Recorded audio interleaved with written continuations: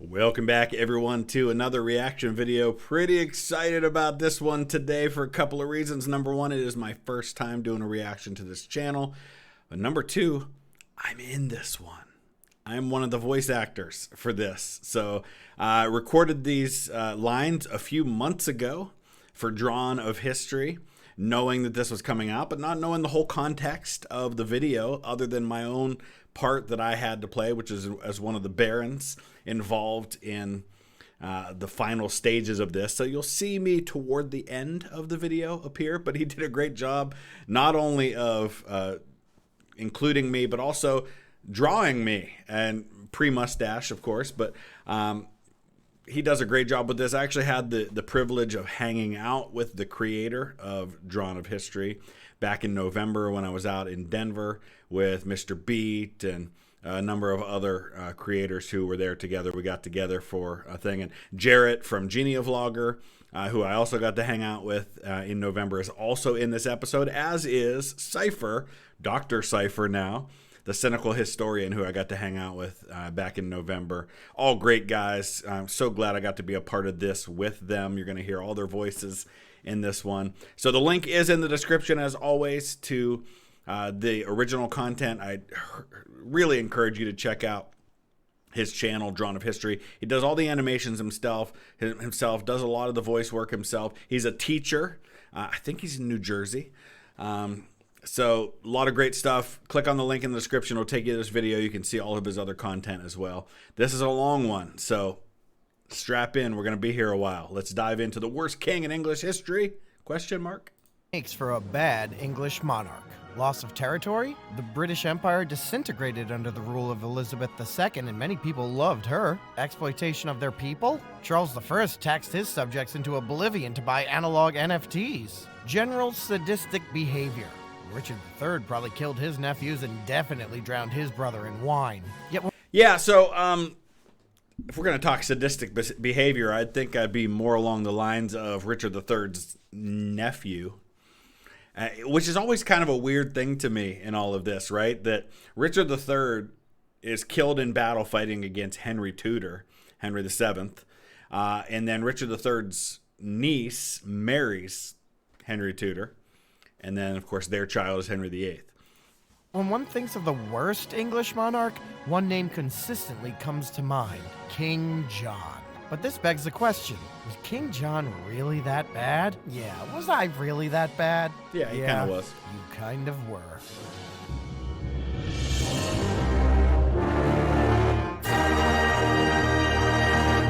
Through the early Middle Ages, Europe didn't have nations as much as they had kingdoms of culturally similar people, kind of like a high school cafeteria. Yeah, it's a great point he makes. The idea of the modern nation is really a very modern idea. This is feudalism. This is a time when you had lords and you had these barons. And you don't really have dukes yet, at least not in England. You've just got England finally kind of formed as a nation over the last few hundred years before John's time. So it's really more about the person than it is about the land itself. Franks were the cool kids, the Byzantines the posh, Anglo-Saxons were the kids from the sticks, Italians were the weird religious kids, the Moors were the foreign exchange students, and the Visigoths were like Goths in our time and were appropriately crushed out of existence. But there was one more clique, the metalheads known as the Vikings. Nice. And the turn of the millennia was the height of the Viking Age, with leaders like Rollo the Walker that headbanged his way into France. Oh, okay, you cannot. Yeah, people forget that part, that the whole existence of Normandy, it's the Northmen. These were Vikings who were given territory in France to keep them out of the French king's hair. And it's from that line of Vikings that you get the Norman conquest of England. Have some land and we'll call it Normandy. While England was being invaded by leaders like Sven Forkbeard and his son Canute, whose name is far funnier if you have dyslexia. And then in 1066, William, Duke of Normandy, had the best idea this side of combining peanut butter and chocolate: invade England and link the two realms together. And despite him being an invader, the English people cheered at his coronation, which William's guards mistook for an assassination attempt and started massacring everyone. Yeah, and then he goes on this kind of rampage in the north to subdue everything, builds castles everywhere, very much uses his military authority to subdue the country. But over the course of William's reign, he unified the two sides, brought Norman culture to England, and established a dynasty that would run smoothly long after he was gone. Or at least until his son Henry I died. This started... Yeah, killed while hunting may or may not have been on purpose. I've always kind of felt like that was probably a little more intentional than an accident, but there's no way to know for sure. And then it dies out really quickly. It descends into anarchy where descendants of William are going to fight for things, and it's going to end up Empress Matilda, who's William's granddaughter, who's going to marry Geoffrey Plantagenet, who's the Count of Anjou, and you're going to get the Angevins, or as we know them today, the Plantagenets. The Anarchy, which is just about the coolest name for a civil war ever. Suck it, war between the states. Enter Henry II of Normandy, who on account of his exiled mother having claim to the English throne, invaded England at the young age of 14. Stop the steal. Support Matilda. There's so much going on here. I'm going to try not to pause like every 5 seconds to highlight these references, but he's really packed a ton into this thing. Easy. Sire, are you sure? You have no experience and, well, your parents didn't sign your permission slip. So what? I'm 14. That's middle age for the Middle Ages. What's the worst that can happen? So yeah, Mom, we kind of got captured and I need you to come pick me up. Oh no, Henry, I told you not to go, but you just had to prove that you're a big boy now. You know, you're just like your father. Kid, your mother sure is a handful. Tell you what, why don't I make you my heir and we call this whole civil war off? King Stephen, but isn't your son Eustace already your heir? It would seem God did not want that so. Count Eustace, it's not right to pillage a house of God. If God has a problem with it, he's free to let me know. You missed me, big guy. So with that, Henry became heir to the English throne and shortly after inherited the title of Duke of Normandy and Count of Anjou. Now over in France, King Louis... And this is why they're called the Angevins, because they were Counts of Anjou. Plantagenet is actually like a descriptive term. It had something to do with the Plantagenista plant that he would like wear or something. And they were known for having red hair and having fiery tempers and all these things that may or may not have been accurate, but that's kind of how they get described. And so now the Counts of Anjou are going to be the kings of England. The seventh was becoming irritated with his wife, Eleanor of Aquitaine. They had been married for 15 years and even went on the Second Crusade together. Eleanor, are you and your Amazonians done cosplaying as crusaders yet? Considering how well this crusade is going under your leadership, I could ask you the same thing. When after a decade and a half, Eleanor had yet to give Louis a male heir, both parties were ready for an annulment, and thus pulled out the Does that sound at all familiar to you? It's completely the story of Henry VIII a couple hundred years later, right? She won't give me a male heir. I want an annulment. I want out from this marriage.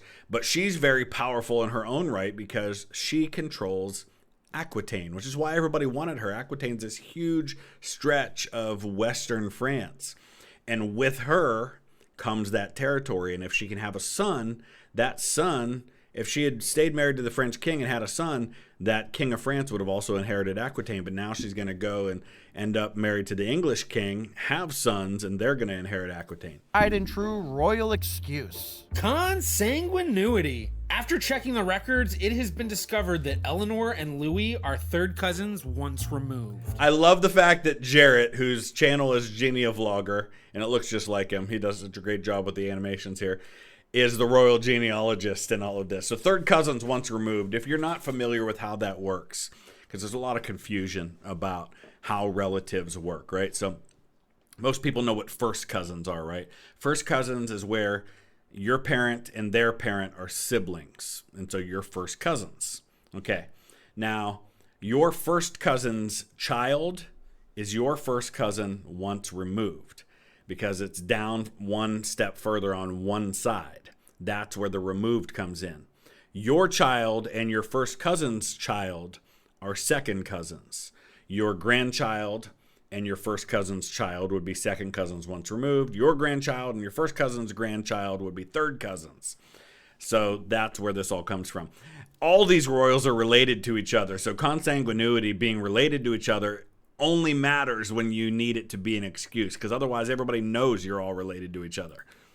And within weeks, Eleanor got remarried to Europe's most eligible bachelor, Henry II, who was also her third cousin. Royal lineage is less of a family tree and more of a family braid. When King Stephen died, now King Henry and Queen Eleanor became the power couple of Europe. There might have been some early awkwardness considering Eleanor was like 12 years older. Alan Rickman's definitive role was Hans Gruber. Are you mad?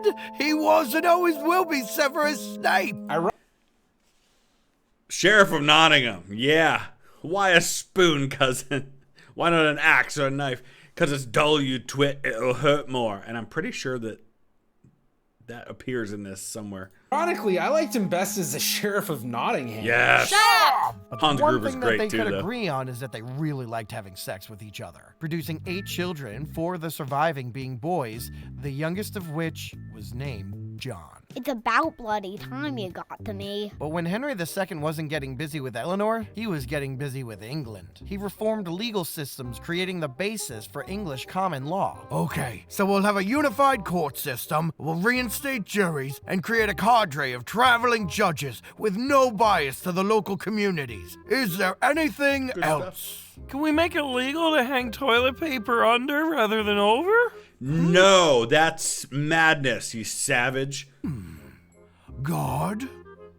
He also established his authority over rebellious barons, destroying unlicensed castles across England and making a chunk of change in the process. He regained control of Scotland and Wales, took Ireland, and by combining that with his continental lands, created the Angevin Empire, which was less of an empire and more of a patchwork of kingdoms and Yeah, so there's Aquitaine right there. You see how big that is, and that's all because of his wife, Eleanor of Aquitaine. So it's amazing. This is about as strong as England ever gets. You have them flirt with some moments like this under Henry V later on, but it doesn't really last. And it's amazing how quickly this all falls apart. and fiefdoms. Now, Henry had to figure out his succession. As part of 1169's Treaty of Montmerial, Henry announced his sons' would-be inheritances. To you, Henry the Younger, my firstborn, you will be King of England, as well as the Duke of Normandy and Count of Anjou. I'd better be. Richard, my second son, you will be Duke of Aquitaine. Well, at least I won't have to hang out in England. Yeah. Hey, there's cynical historian Cypher himself. He plays Richard the Lionheart. This is a time in history when, I think it's Salic law, everything gets divided between all your sons.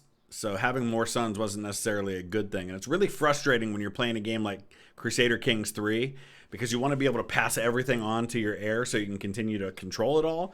But it got divided, and that you see that issue with, for example, when you have Charlemagne, his son is the only surviving son, so he inherits everything, but then his grandchildren, the kingdoms get split up, and so that's how you end up with West Francia, Middle Francia, and East Francia, because things had to be divided up among all his kids. Geoffrey, my thirdborn, I leave to you the Duchy of Brittany. That's right. It's Brittany, bitch. John. What do you want for an inheritance, boy? My mind had gone blank. Frantically, I tried to remember what it was I wanted. I was blowing it. How about a nice football? Football? What's a football? Football? Okay, get him out of here. You'll shoot your eye out, kid. Those are lines from A Christmas Story. That's fantastic. He's known as Lackland because as the fourth son, there just was nothing left to give him. Oh no! What was I doing? Wake up, stupid! Wake up! No, I want to rule England and Normandy and the rest of the Angevin Empire and have the tooth and bears and people love me forever. You'll shoot your eye out, kid. Meanwhile, Henry II began to rift with the Catholic Church, starting a consequential feud with his friend and Archbishop of Canterbury, Thomas Becket. Royal courts, church courts, royal courts, church courts. If a member of the clergy is accused of a crime, the church will put them on trial. Like hell they will. Commit a crime in my land, go to my royal courts. Now, this was a huge deal for Henry, is the church had its own separate legal system. So if a priest committed a crime, he wasn't tried by Henry's courts. He was tried by an ecclesiastical court, a church court.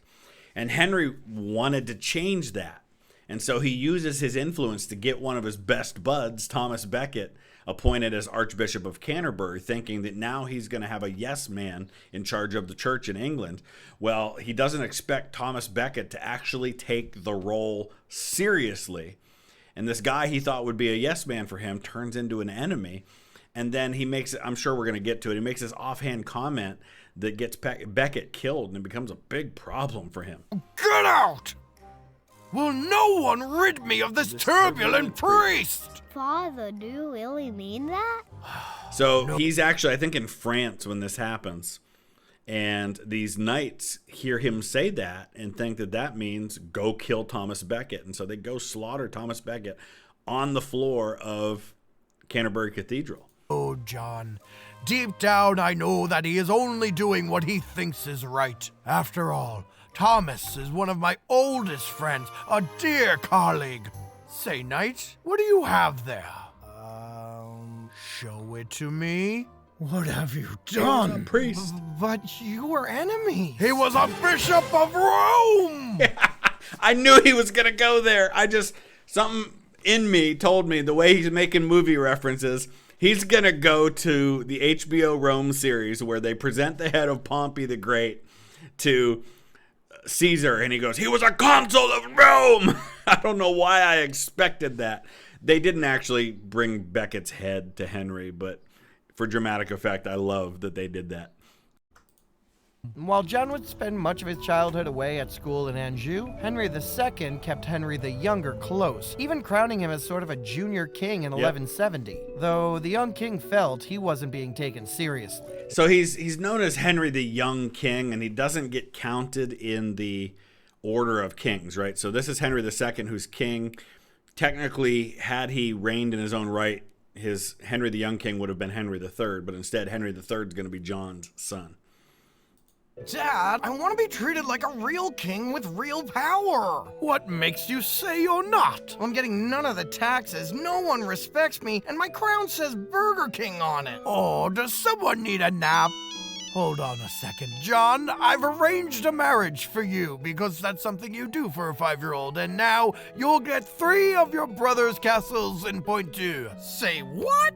Mom, it's not fair. Those are my castles. Darling, you will literally have hundreds more. I've checked with the Continental Barons, the Scots, the Church, even your ex, Louis VII, and they'd all have our backs if we revolted. Open rebellion against your father? I don't know. Joffrey. Isn't it? You think your family has problems, right? You think you've got a dysfunctional family because people disagree at Thanksgiving over, the president or something like that. Henry's family legit revolted against him several times. There's just so much greed and avarice and everybody trying to get their share and their land. It's an ugly time, but it was the way things were at that time. Why have you joined this cabal? Bros before daddos. Whatever, I'm still workshopping it. Boys, this will plunge the kingdom into civil war again and rip our family in twain. Huh? What's that? The Queen and I have an open relationship. So how's about we head back to my chambers and I give you the old Norman invasion? Crush him. Thus started the Great Revolt of 1173 to 74, in which Henry II just manhandled everyone.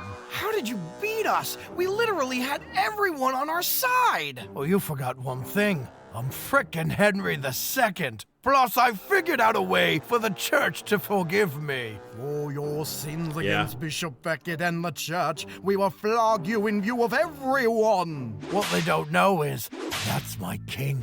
But I understand.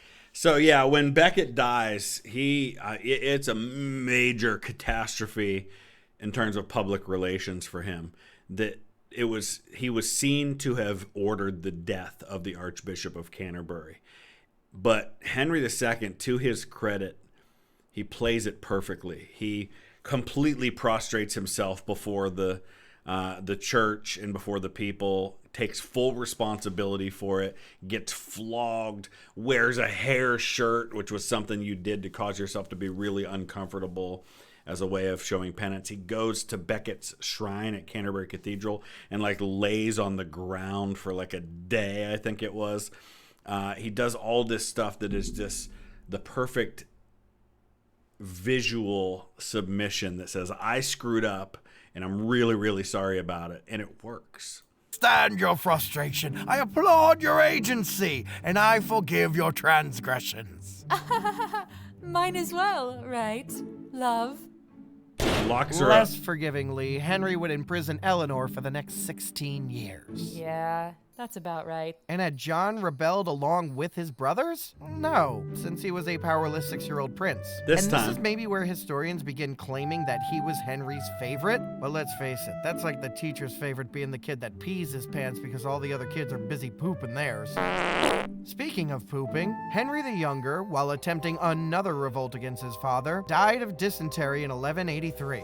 Speaking of pooping, dysentery is a common disease throughout the centuries, especially when you have armies in the field. It gets spread rapidly because it can spread through the drinking water and things like that. And basically your body just starves itself to death because you can't get any nutrients because everything's just passing right through you. Second now saw that the 16-year-old John may actually have a part to play in his dynasty. Richard, in lieu of your brother Henry no longer being of living status, I declare that you will now inherit England, Normandy, and Anjou. Oh, do I have to take England? Yes, you do. Now in return, Now that sounds kind of silly, but if you look at Richard's reign, England is very much an afterthought. He's king for 10 years and he spends 6 months of it in England out of the 10 years. I've never understood why Richard is viewed as a great king of England because he really just didn't even care to be king of England. Remember, these guys all spoke French. They were French in culture. They were French in their language. The French language will be the language of the English court until the late 1300s. So they're really more concerned about their French holdings than their English holdings. ask that you relinquish your claim to Aquitaine to your brother John. Screw that. Dad, can he just refuse? Yeah, you said that land would be mine. That's not fair. Fair? When my birthright of England was stolen away, did I wait for fairness to resolve the issue? John and Joffrey, you better go right this wrong. Together, the two brothers would fail miserably in their conflict against Richard. Stop hitting each other. Stop hitting each other. Yeah, it did not go well, and even Henry had to agree that John maybe needed more training as a leader. Maybe you're not ready to take on your brother. Instead, I can make you King John of Ireland! Kneel before me and tremble! Actually, sir, the Pope hasn't signed off on that yet, so, Lord John of Ireland! Kneel before me and nervously fidget. Ah, so you're the son of the English king. Ooh, are these real leprechauns?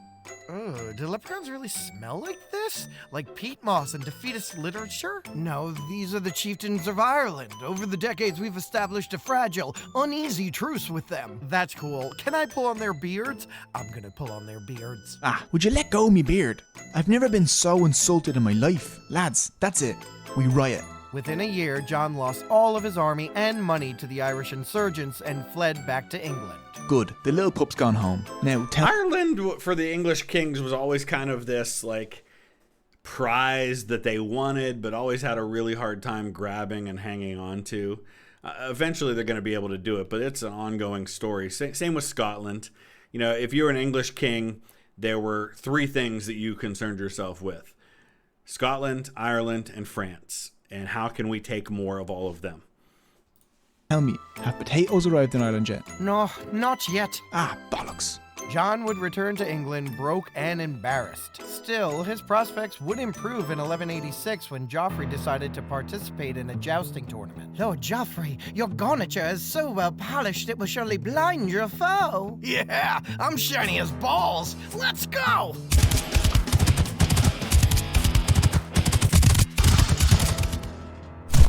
My lord, you're alive and mostly unscathed. Yes, thank the Lord. Wait, hold on, what are you putting on my wounds? Oh, just a standard medical sealant of honey. But I'm allergic to honey.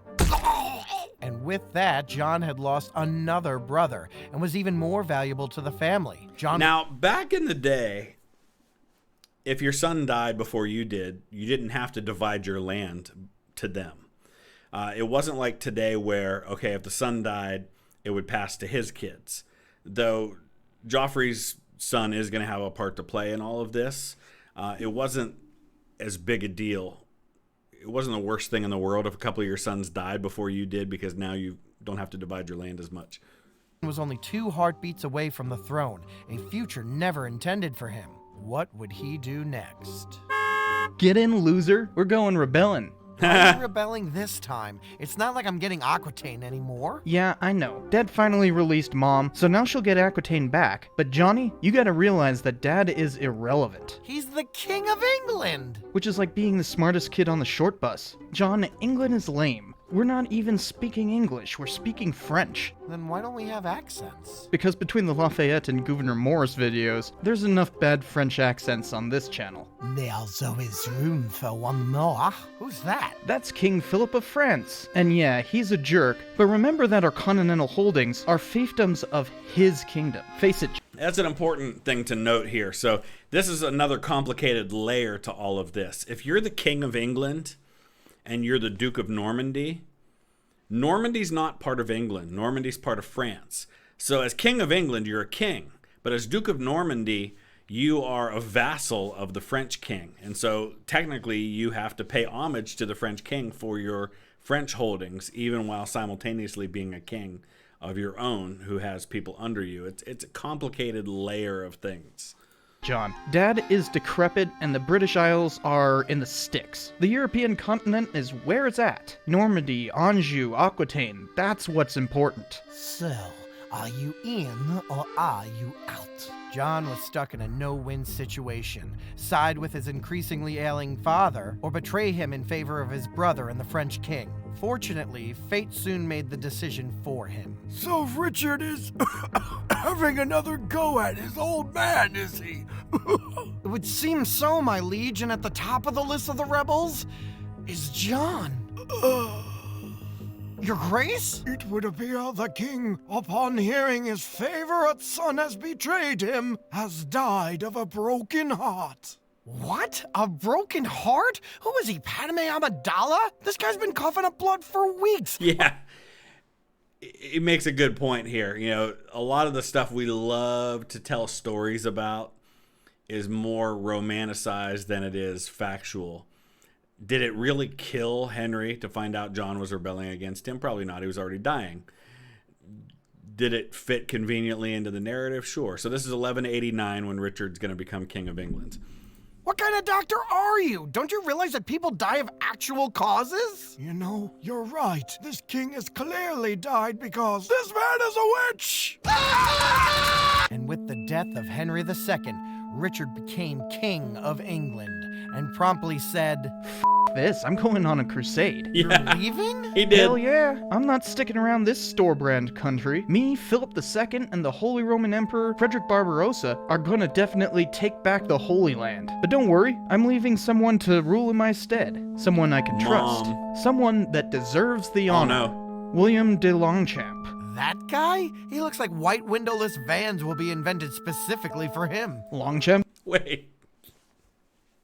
He looks like a white windowless vans were invented for him. Sometime I'll tell the story of a time a white windowless van almost ended my life. It was kind of creepy. It's the one time I'm really sure someone was going to try and murder me. Happened in Washington, D.C.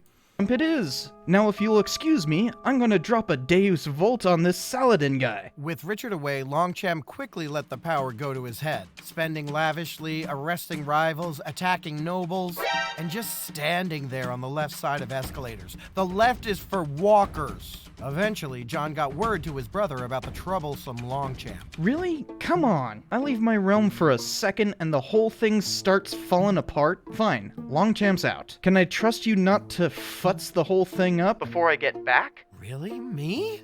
Yeah, I got it. So this is the time period now where most of the Robin Hood legends are taking place, right? Richard the Lionheart's off on crusade. Prince John is running the country. His lackey, the Sheriff of Nottingham, is out there kind of pillaging and looting and taxing, and Robin Hood's legend is born. How's the crusade going? It's going. Stupid Barbarossa managed to drown in a river, and Philip II got the sniffles and went home, but I think I'll get the best of this Saladin joker any day now. Hey, I heard you got married. You're not expecting any heirs anytime soon, right? God, no. The only thing I plan on spending less time in than England is my wife. John, I should tell you that I've decided my heir should be a real relative. Real blood. That's why I've chosen my royal heir to be our nephew Arthur, Joffrey's kid. Arthur? He's like 2 years old! So, I was 2 years old once, and I turned out fine. Listen, I gotta go. That prick Duke Leopold of Austria is trying to raise his standard next to mine. Yeah, you, Leo, get your bloody rag off the wall and away from my kingly colors. John, I gotta go. Perhaps it was here when, after a life of being considered irrelevant, then coming so close to power, only to have it dashed away yet again, the John we know began to emerge. Cheerio? Go to hell.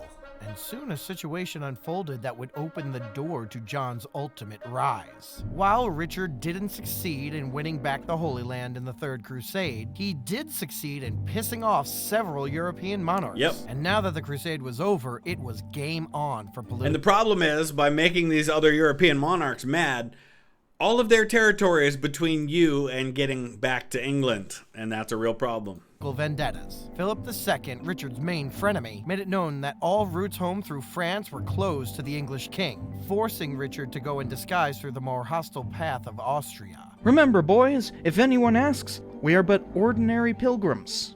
Halt! Who goes there? It is I, Richard the Lionheart.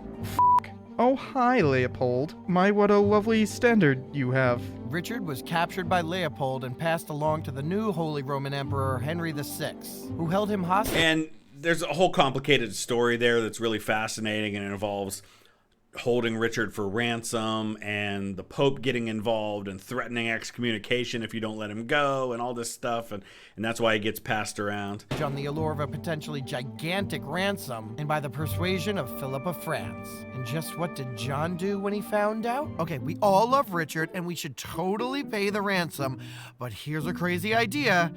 What if we don't? What? John, no, we are paying that ransom. With what money? Richard used all of it on his crusade. Yeah, Richard bankrupts the country between paying for his crusade and paying his ransom, which was like a couple of years of England's entire income to get the ransom paid. Again, just one of the reasons why I don't understand why people love Richard as King of England. He just did not do much for the kingdom. I can't believe Henry VI hasn't released him yet. My letter to Henry asking him to keep Richard as long as possible couldn't have helped.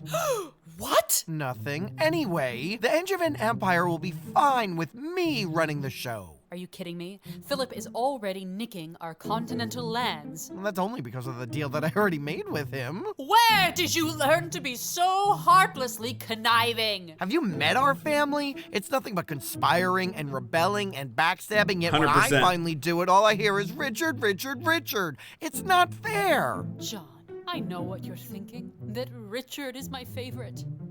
But...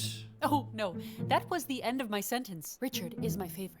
Face it, Mother, Richard's gone, and I'm in charge now, and there's nothing anyone can do to stop me.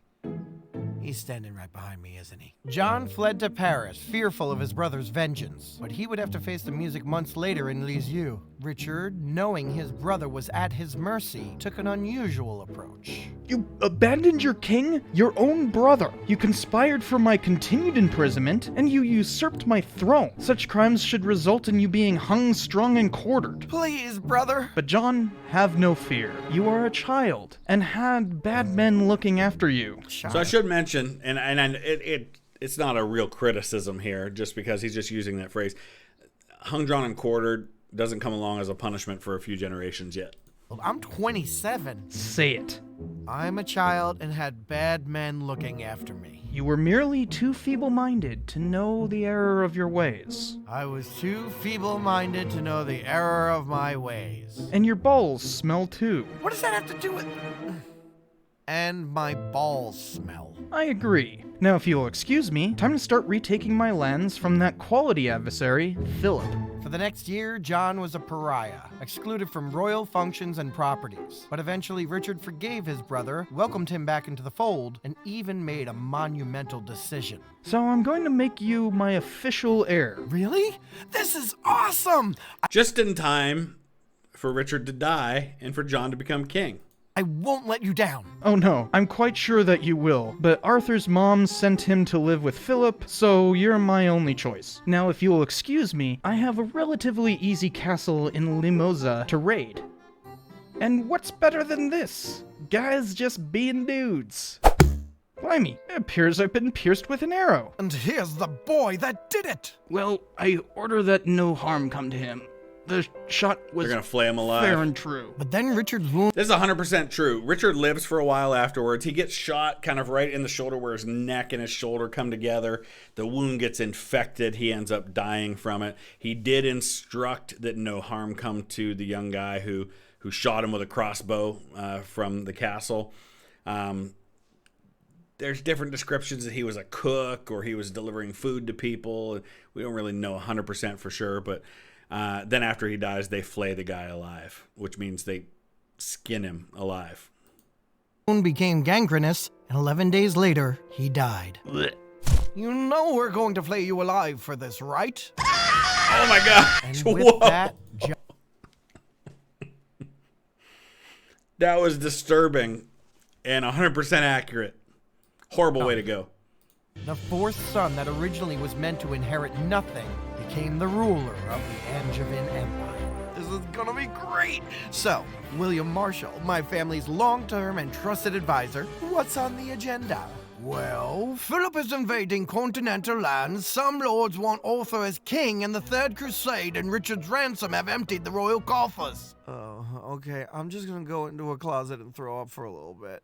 Of pressing concern were the continental lands of John's Angevin Empire and which heir they would support. The problem was that the lord of each area could kinda choose who to follow at this point. Normandy, Aquitaine, and Poitou came out for John, whereas Brittany and Anjou initially came out for Arthur, particularly because of his familial ties, and partially because Arthur was also favored by King Philip, who was So remember, Arthur's father had been in charge of Brittany. That was what part of the land he was given. So it makes sense Brittany is going to support him. And then, of course, you have the wild card of who's the King of France going to support, because the King of France is the overlord of these lands. And so what he thinks matters in this situation.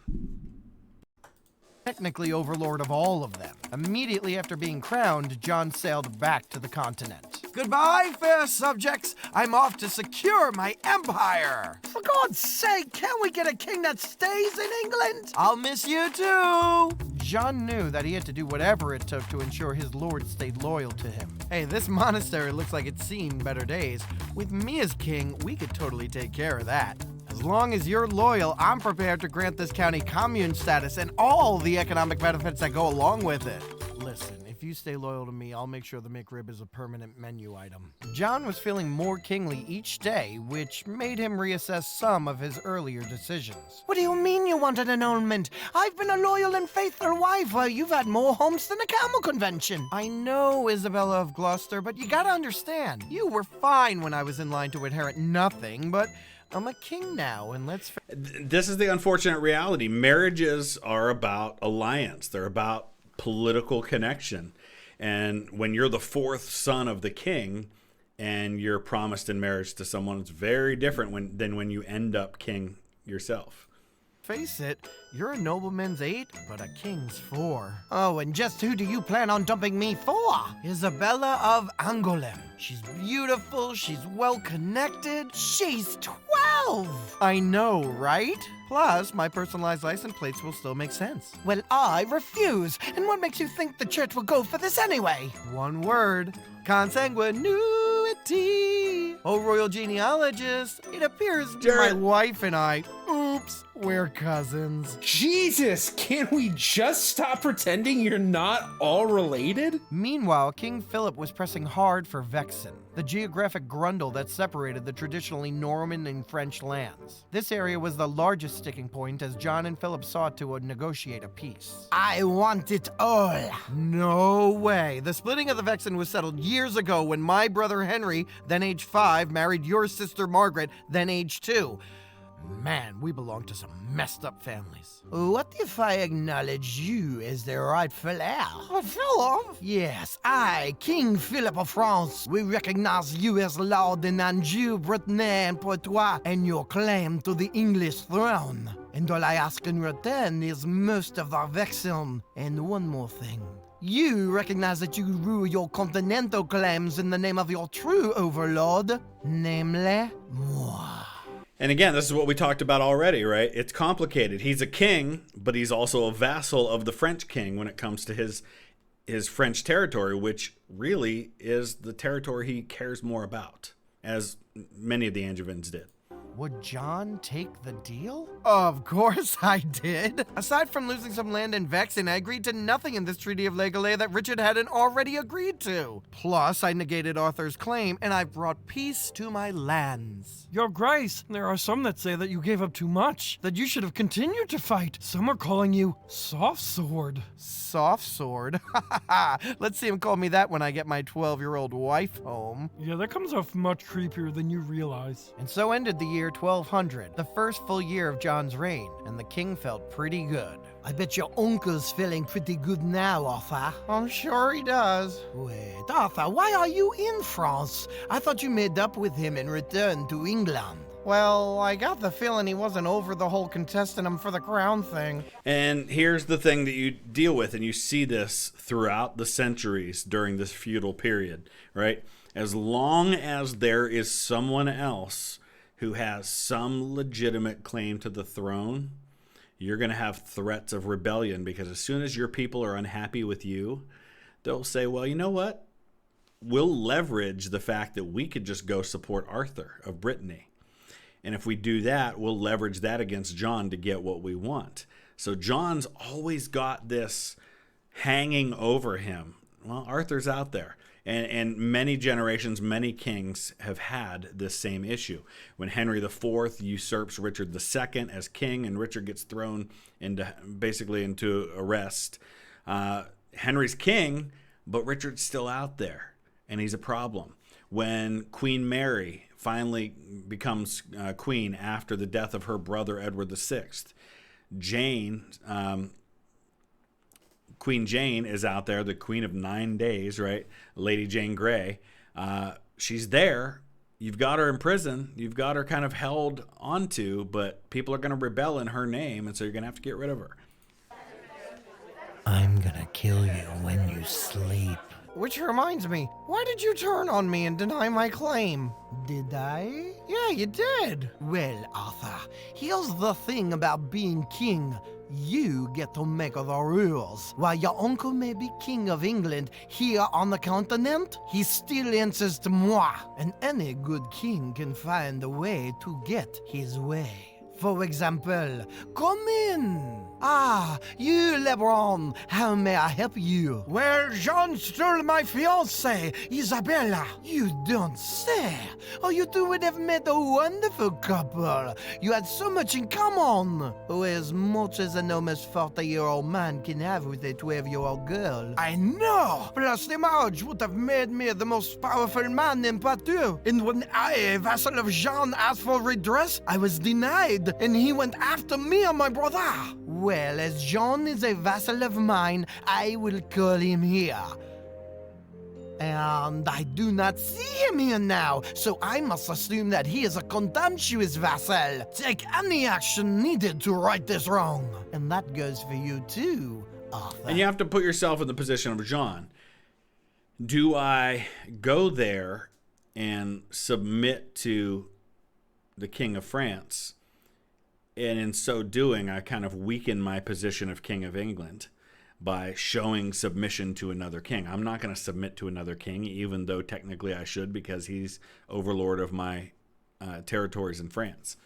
Your Grace? Your uncle is clearly not living up to his responsibilities here on the mainland, and I assume in England as well. And I am prepared to support you once again. And all I ask in return is you relinquish all claim to Normandy. Whoa. That was the coolest, most diabolical thing I've ever seen. I know, I give myself a semi just doing it. Ew. And with that, the truce between the two kings was over. This wouldn't have happened to Richard. I know, Mother. John, along with his now 80-year-old mother, Eleanor, headed back to the continent. John to secure support in Normandy, while Eleanor went to her homeland in Aquitaine. And at the castle in Mirabeau, she was besieged by her grandson, Arthur. Give up, Grandma! Make me, you little brat. And how dare you bring arms against your uncle? By the custom of Aquitaine, I, son to a brother older than John, have right to the crown. Okay, but how dare you bring arms against me? Well, you always did that thing where you lick your thumb and clean my face, and it's gross. So it's interesting that there's a couple times in history, England has the King Arthur legend that probably dates back to like 500-600 AD. But there's been a couple times in history where conceivably there could have been a King Arthur. This is one of them. Arthur certainly could have ended up king if things had gone his way. And then Henry VII, his oldest son, his name was Arthur. But Arthur dies before he's able to become king. If he'd lived a few more years, he would have become king instead of Henry VIII. Smells. Your spit is gross and it smells weird. But that's besides the point. I have a right to this land. Not John, who is a tyrant, a usurper, who... standing right behind me now, ain't he? Hi, Uncle.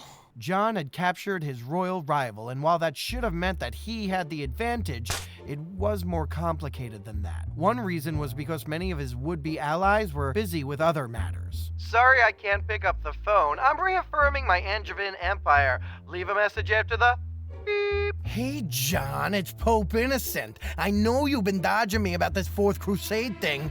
Listen, if the Holy Roman Empire isn't on this, you better The Fourth Crusade. It's totally gonna work this time. Call me back. Ahoy, ahoy. Oh, hey. Yeah, how's the crusade going? What the f***? But John still had a valuable hostage in Arthur, and he took him to his Norman capital of Rouen. And it was in a castle there that one of the most scandalous events in medieval history took place. Everybody talks about whether Richard III killed his cousins, the princes in the tower, right? And that could have happened. He did usurp his nephews, I should say. He did usurp Edward V as king, and at the very least did that much. Whether or not he's responsible for their deaths, we don't know. But John absolutely offed his nephew Arthur. I mean, there's no doubt about that. You dirt-eating piece of slime! You scum-sucking pig! You son of a motherless goat! I'm gonna cut you. That's from the Three Amigos. I think it's Steve Martin's character that says, "You son of a motherless goat."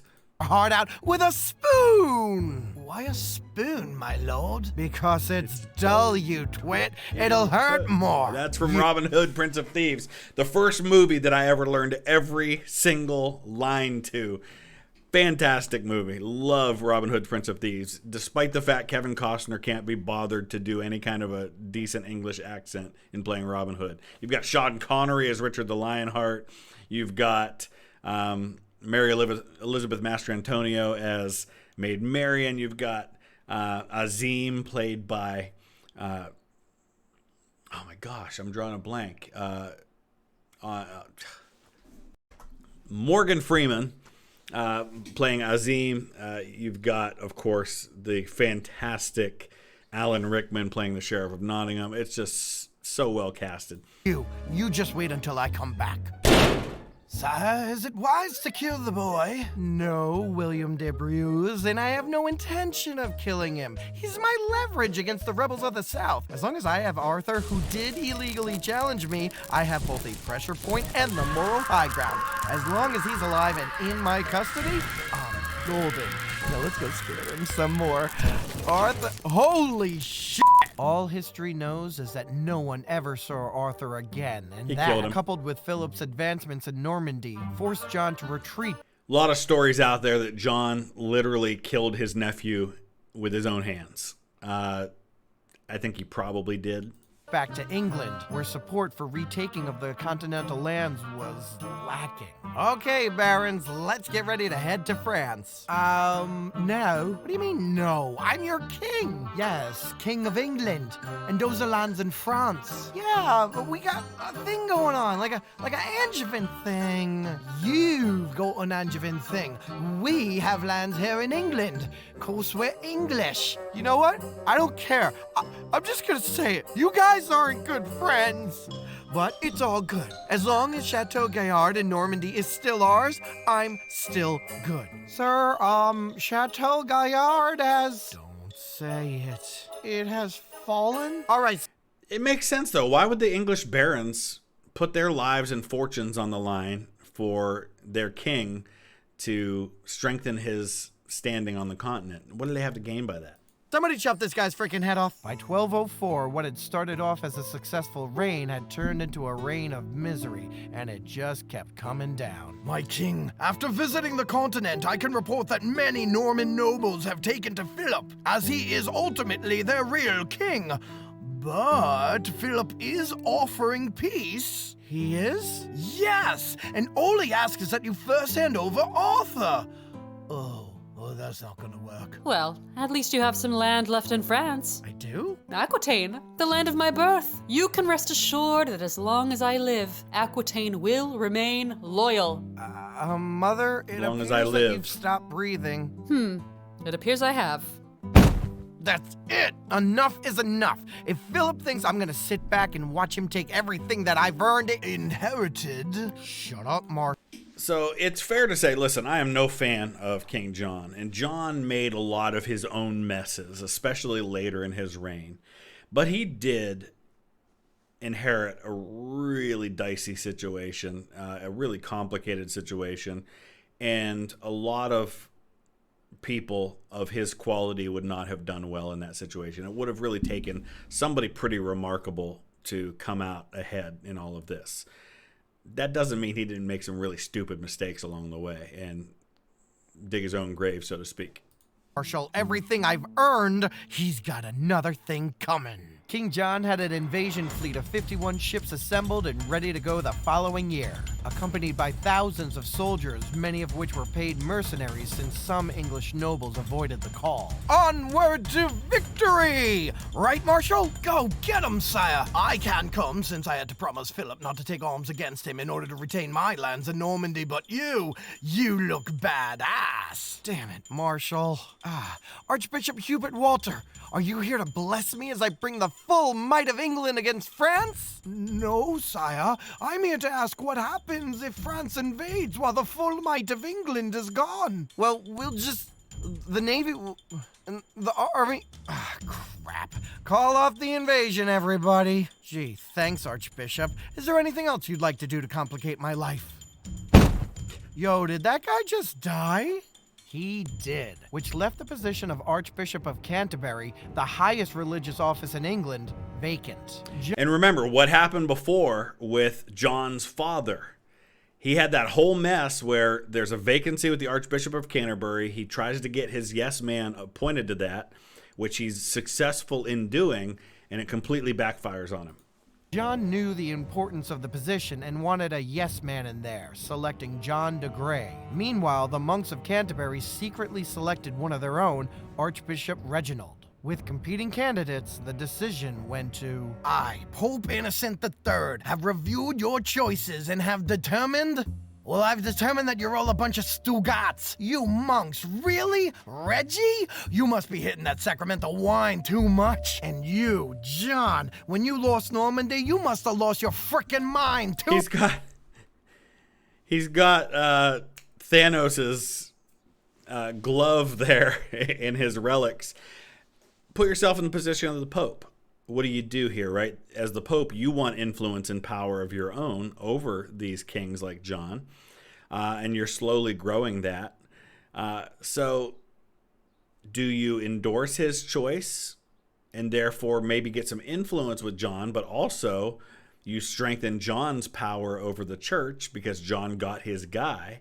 You know, it's a complicated decision. How do you play that politically? Ooh, thinking I'm gonna let you decide. No, my choice for the Archbishop of Canterbury is Cardinal Stephen Langdon. Langdon? Are you kidding me? What? He's a renowned theologian and an Englishman who spent the last 30 years in Paris under the patronage of King Philip. Doesn't mean he won't be impartial. He's wearing a croissant as underwear. I refuse. Listen here, Johnny boy. I know that you're used to those pushover popes, but I ain't that guy. I'm the kind of pope that'll transubstantiate my foot up your ass. Now, are you gonna accept my boy Langdon, or am I gonna have to get unpleasant? But John was unwilling to budge, and by 1208, Pope Innocent placed England under interdict, meaning... So this is tricky. If you're John, are you really in a position to go toe-to-toe with the Pope in Rome? When you're trying to keep your own barons in check, you're trying to hang on to your holdings in France. Now you're going to make another enemy. Is this really a battle that you want to fight? Is this the hill you want to die on? Seems to me this is a major misstep on John's part. That with the exception of baptizing infants and hearing the confession of the dying, the church was closed. Yeah, because this is totally the way that I told you guys to behave. For my sake. Can I get a drink? Really? The interdict did present John Turns with water an into wine. interesting opportunity, though. Father, is there mass today? No, not today. And not until King John accepts the decision of our holy crap! So this is how the Pope uses his influence and his power to bend the king to his will, right? Putting it under interdict. Now, all of your commoners, all of your people under you, there's reason for them to put pressure on you from underneath while the Pope's putting pressure on you from without. It's meant to force you into a decision. Majesty, what is happening? Well, you clergy were given this land and wealth because you were saving everybody's souls and whatever, right? Yes. But now you're on strike, right? Well, yes. All right, you heard the guy. Let's repo this place. Ooh, I've always wanted one of these hats. The Pope's... In a lot of ways, this echoes what Henry VIII is going to do a few centuries later, where he goes to war with the Pope, but in his case, he actually breaks away, but he does it with the support of much of his nobility and with the fact that he's got an iron fist that he rules with, and he's going to suppress the monasteries, and he's going to really clamp down on the church. Punishment turned into a jackpot for John, who knew that for him to take back the continental territories from King Philip, he was going to need a lot of money. And he didn't stop with the clergy. The nobles were taxed, the peasants were taxed, the monks were taxed, and forest law got so bad that you couldn't hunt, gather wood, dig a ditch, carry a bow, pet a squirrel, or just chill with your merry men without getting a fine. So there's the Robin Hood legend coming in. So you can see how this is all going down, right? John might have turned out okay, but he basically goes to war, a war of words, a war of wills, a war of politics against the Pope. And that leads him down this path of making these decisions that anger his people more and more. The interdict, the taxes, all of it just takes him in a place that he didn't want to go. Old debts of close friends were being called in. William de Braz, I know you're in there.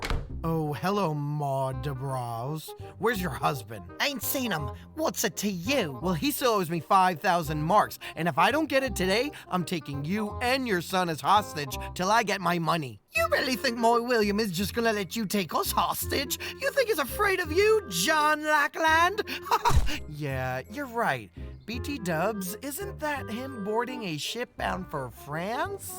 Oh, poop. Maud and her son were thrown into the dungeon of Court Castle. At this point, it seemed that John had angered and alienated his entire kingdom. Your Highness, this has caused massive discontent with the barons. Why? Why am I the bad guy for this? My dad used to take hostages and blind and castrate them. But sire? And Richard was like knee-deep in the blood of Muslim prisoners on his crusade. But sire! Fine, I'll make the snowflake barons happy and bring them some food. Wait, how long have they been there without food? Okay, don't get mad. Dear Lord! Yeah, I think 11 days without food and water might have been too long. Ah, it appears she bit into his face in her starving desperation. Well, the woman always was a little cheeky. Oh, wow. Too soon? While this was going on, John set to asserting his dominance in the British... So like I said, this is... You can point to... I mean, did he make bad decisions before that? Sure. But I think he could have come back from that. I think this issue with the Pope is where they're at the point of no return. This is when everything spirals out of control. And you can see that in other kingdoms and other reigns where people maybe got to that point, but then they backed off. They knew when they had gone too far. John doesn't seem to have that ability. He led his forces up to Scotland to confront the 68-year-old King William the Lion. Will you swear fealty to me? What did you say? I said, will you swear fealty to me? What? Will you? Forget it. Alexander, swear fealty on behalf of your father, or I'll kill the lot of you. You're filled with snot and poo? What does that even mean? He returned to Ireland, this time brutally suppressing the Irish, forcing their kings to flee and replacing all his former Anglo-Norman barons with yes-men. Lastly... So, remember what I talked about earlier. You're the King of England. What are you focusing on? Scotland, Ireland, France. France didn't go well. He tried that, so now he's going to turn his attention to Scotland and Ireland. John was able to bring Welsh King Llewellyn the Great to heel, meaning that I, King John, rule over England, Ireland, Scotland, and Wales, as no man has ever done before. That's great, but are you finally going to go to France to reconquer your land there? I'm going. It seems like you're going in the opposite direction. I'm going the long way. The earth is round, you jerk. But something John couldn't avoid was his conflict with the church, because in late 1209, John was officially excommunicated. With this, all of his vassals could potentially abandon him, others could claim his throne, and a war on England could even be considered a holy crusade. So excommunication, you have to understand what this meant to somebody in the 13th century. You're cut off from the church, which means you're cut off from God, which means you're going to hell. You're no longer considered a Christian, which means it's open season on you and on your kingdom. As he's saying here, that is basically the Pope signing off on anybody wanting to do whatever they want to you. They can assassinate you. They can overthrow you. You are persona non grata. And spiritually, you're dead too. John had to do something. You could not live with your own failure. And where did that bring you?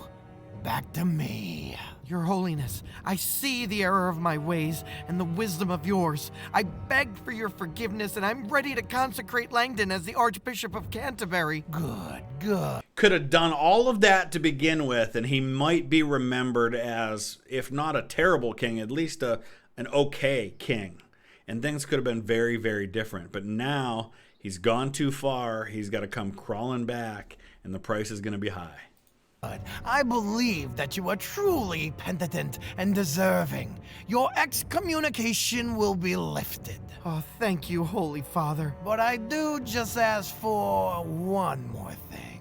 You gave England and Ireland to the Pope? Oh, you bet I did, and I will continue to rule England and Ireland as a vassal for the church. But sire, is that wise? Marshal, these are now holy lands, and those who might rebel would be rebelling against the church. Those who might attack would be attacking God. Couldn't that give the Pope too much power in England? I don't foresee that ever becoming a problem. Though I gotta say his new branding for the kingdom is a little bit tacky. Pope Innocent, but it doesn't England. matter because my land is safe, my power is secure, and there's one last thing I gotta do to bring it all together. Marshal, we're going to France. In 1213, it was finally time for the Angevin Empire to strike back. In May, an English fleet of 500 ships ambushed the French fleet at the Flemish port of Dam, preventing any chance of a French invasion and bringing in a huge haul of treasure. Then in 1214, John assembled an Avengers-level anti-French coalition that included the Counts of Flanders and Boulogne and John's nephew and new Holy Roman Emperor, Otto Ned Flanders is the Count of Flanders. That's fantastic.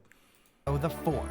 John would invade via his last stronghold of Aquitaine, while the rest of the coalition would invade from the east. It initially went well, with John even scaring off Philip's son Louis, who had been sent to intercept him. Sire, shouldn't we press on? Don't be ridiculous, Marshal. By staying here, we're dividing the strength of Philip's forces, which are about to run into a vastly superior and overwhelming coalition army. Mark my words, this is the end of France and the rebirth of the Angevin Empire. Your Highness, I have news from the east. Tell it to me. You might want to read it somewhere private. Nonsense. Say it out loud for all to hear. Okay. We're f***ed. Philip has crushed our coalition forces at the Battle of Bouvines. Otto fled the battlefield. Half the counts were captured. Our knights and infantry are in shambles, and this war is essentially lost. You pretty much couldn't have taken a bigger L if you tried. And that was it. In order to gain a truce with Philip, John was forced to officially hand over Anjou, the last... Everything that he refused to do early on, if he had just done it then, he probably hangs on to Anjou. He probably doesn't deal with a Barons' War. He probably doesn't have to submit to the Pope the way he does. It just shows that John miscalculates at every turn. And so a lot of, at least in my mind, a lot of what he did is less about being evil and more about being incompetent. Of his father's lands in France. He left France in October, never to return again. Goodbye, sweet continent. Alas, the bright side is, at least I still have England. Are you sure about that, sire? Just once can I say something remotely optimistic without getting kicked in the balls. And after years of abuse and overtaxation, as well as John relentlessly getting freaky with their daughters and wives, many of the earls and barons of England had enough. That's it! You've been ruling like an absolute tyrant, and we've had it. If you don't agree to King Henry I's old Charter of Liberties, we'll have no choice but to rebel against you. Sure, I get it. Let me just take this Charter of Liberties and I'll give it a quick read and I'll get right back to you. So right now, you don't have any real...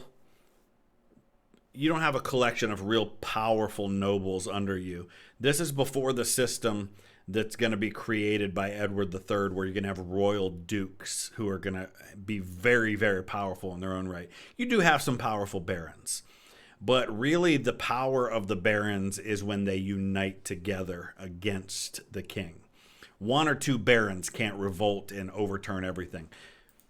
Innocent, you gotta help me out. The barons are threatening to rebel. God damn it, John, you're like tits on a bull. Give me one good reason I don't just let Philip march up there and clear you out. Because if you help me out, I'll go on a crusade. That's right, I'll free the Holy Land. John, Bobby, Desperate. You've managed to lose an entire empire. What makes you think that you'll be a good crusader? Pope, do you remember how the most recent Fourth Crusade worked out?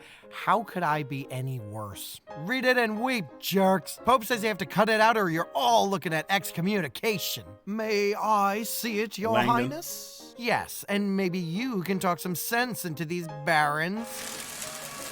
What did you do? That was from the Pope! Oops.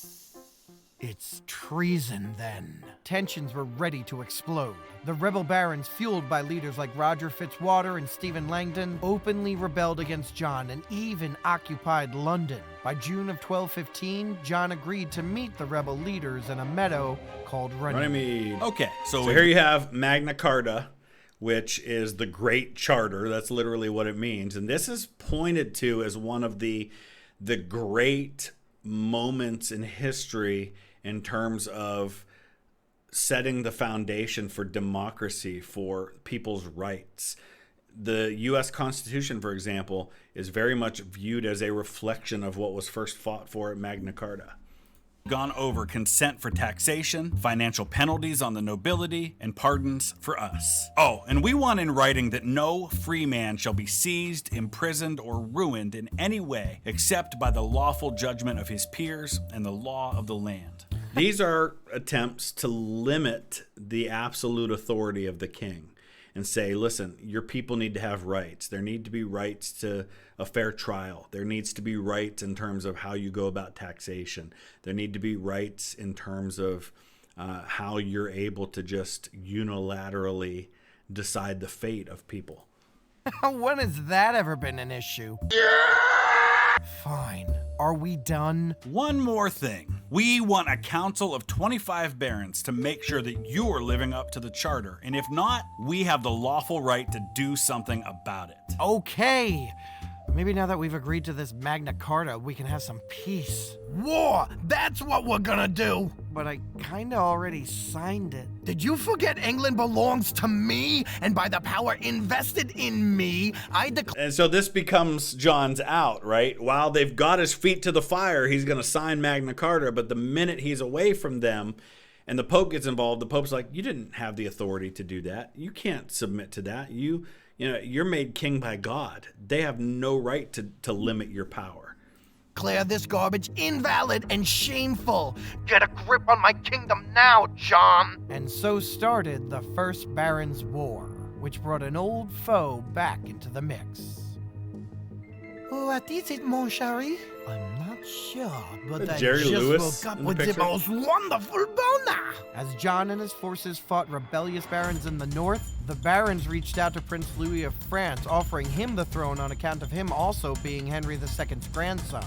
And had John not died when he did, things look very different, because you might end up with French kings, like legit French kings of England. John raced to Dover and had a fleet assembled to repel the impending invasion. This is the greatest fleet in English history. It will surely repel Louis' invasion, though those clouds seem a bit ominous.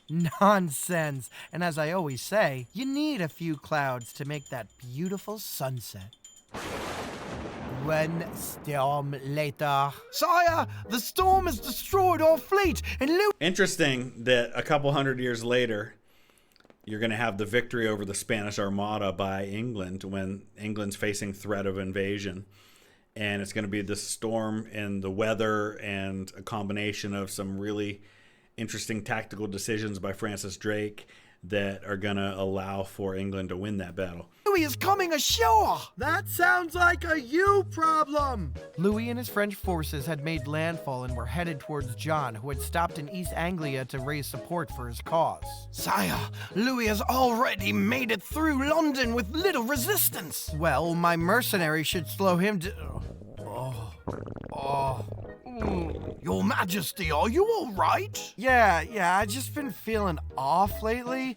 Let me ask you, how much blood in what seems to be continual diarrhea is considered alarming? John had contracted dysentery, and within days he was on his deathbed. At least it can't get any worse. And if you want to see a pretty heavily fictionalized version of this time period, but a nonetheless pretty entertaining movie, Ironclad, which stars Paul Giamatti as King John, and it's got guys like who's the guy from Succession that plays Logan Roy, is in there as one of the main characters, Brian Cox, and you have the one who played who played the Black Prince in A Knight's Tale. And was Mark Antony in Rome. He is one of the characters as well. Had to look it up because I couldn't remember his name. James Purefoy. It's an entertaining movie, if not real historical. Worse. Your baggage train with all the crown jewels has sunk into quicksand. You know, as soon as I heard it out loud, I knew I was setting myself up. Marshal, I must ask, was I a good king? Well, you were the best king that you could be.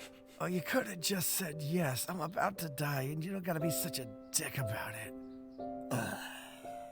And on October 18th, 1216, King John died. John's son, Henry III, was quickly crowned King of England. William Marshal acted as his regents, and with the ire of their discontent dead, convinced most of the barons to abandon Louis and turn on their would-be French usurper like any... Yeah, like if it hadn't gone down the way it did, the timing was everything. You could have a French king, but instead you get Henry III, who's on the throne for a long time and brings a lot of pretty good stability to England. A good Englishman should. The Magna Carta, John's agreement to be limited in his power, would be revised and reissued throughout the 13th century, which explains the unnecessary tauntauns now placed throughout.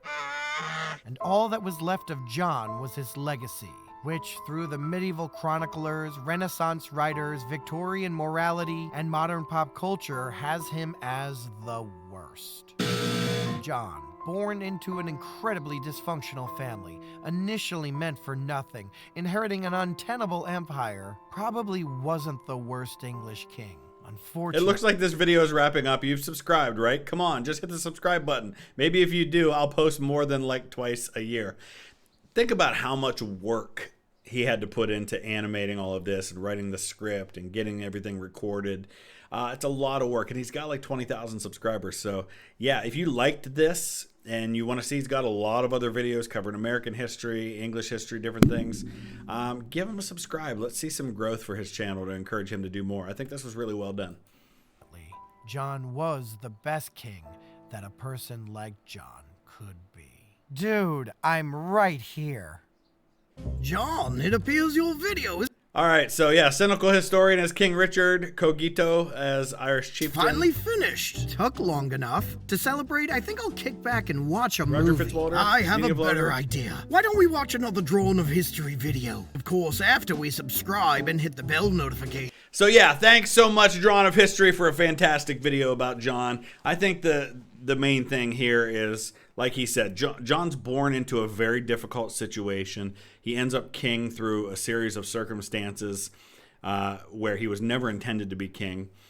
He starts out okay, not great, but he doubles down on some really bad decisions that take him down a path that there's no recovering from, and he very nearly loses all of it. He loses a good bit of it anyway, though. So it's a fascinating mix of bad decisions and bad circumstances that work against him. So links in the description if you want to check out Drawn of History and see more of his content.